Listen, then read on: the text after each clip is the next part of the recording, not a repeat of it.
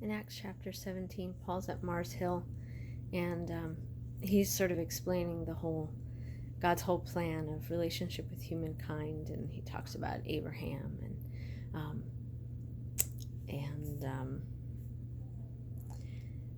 God created a people for himself, and he did this so that men would seek him and perhaps reach out for him and find him. And then he says, even some of your poets say that for in him we live and move and have our being. And it's that verse. For in him we live and move and have our being. That's Acts 17:28.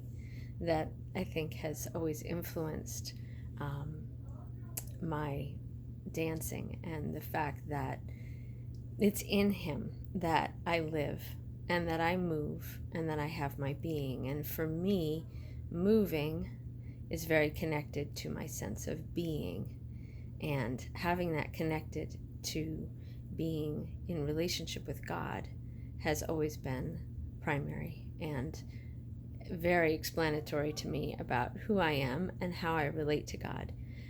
It's almost like God is the medium in which I move and then in which I have my being.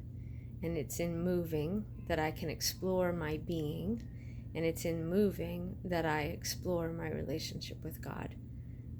It's in moving that I know and that I gain a sense of knowing. And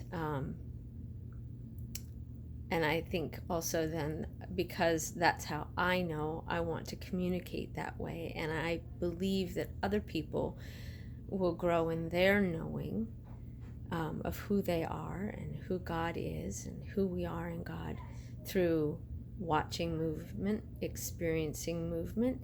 Even if it's not their primary way, it would add to their sense of knowing and of being. And then I can take the Psalms, and it's sort of like it gives a vocabulary and it breaks it down, and it gives sort of ways of communicating and of exploring, because the Psalms are so full of every human emotion, and they're also very bodily, and there's a lot of movement in them.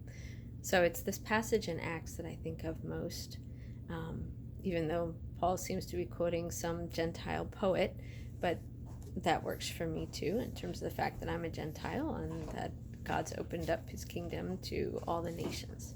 So Acts 17:28.